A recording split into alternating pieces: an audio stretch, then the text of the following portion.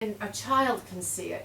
You stand on the street, you see at the end of Summit Road, up near the 60 area, you see the road, it's obvious. You stand there, you don't need any equipment to see that the road slopes down into 68, one that we want to build.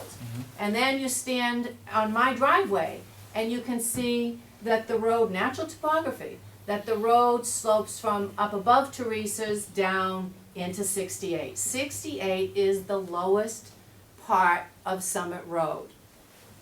But once sewerage went in with, once Henry stuck in or tied into the sewer system, he stopped getting water in the front. In the back, he was still getting some water, but not in the front.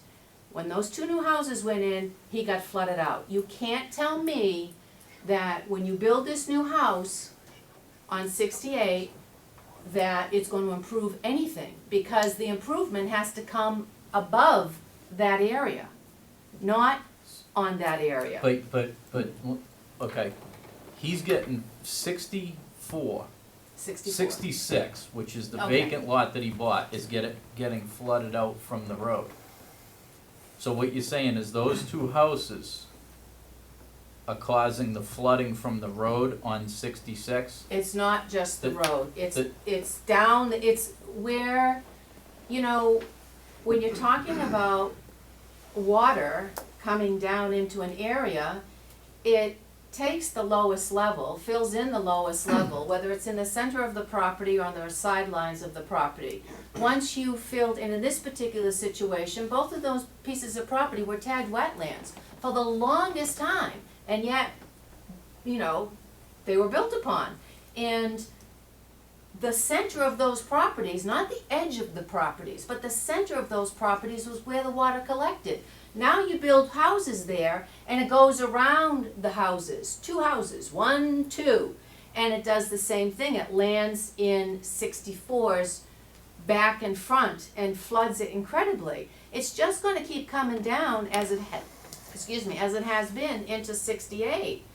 You know, there's gotta be something that catches it, you know, it's, well, the detention area, which he was talking about, needs to accommodate that water and keep it on the property on 60 and 62. Because you're not gonna prove it by what they're doing here. There's no logical way you can improve anything unless you can drain it into the ground. Okay, but that, like Bill said, that has no bearing on this particular lot. That would be something that has to be done on 60 and 62, okay? Right, but except they're saying they want to improve the situation. You can't possibly improve the situation if you don't improve the foundational problem.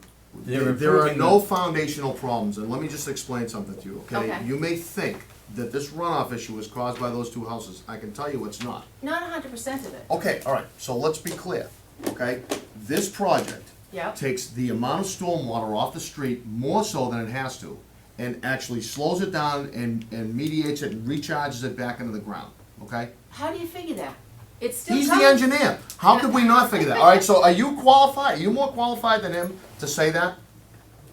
I mean, just It answer the doesn't, question. okay, all right. Well, So- let me so answer you're- your question. What about the detention areas that were supposed to be done on 60? They are done. I They went were over and done? inspected them. They are done. Up to specs? They are done up what to was spec. done? There was an as-built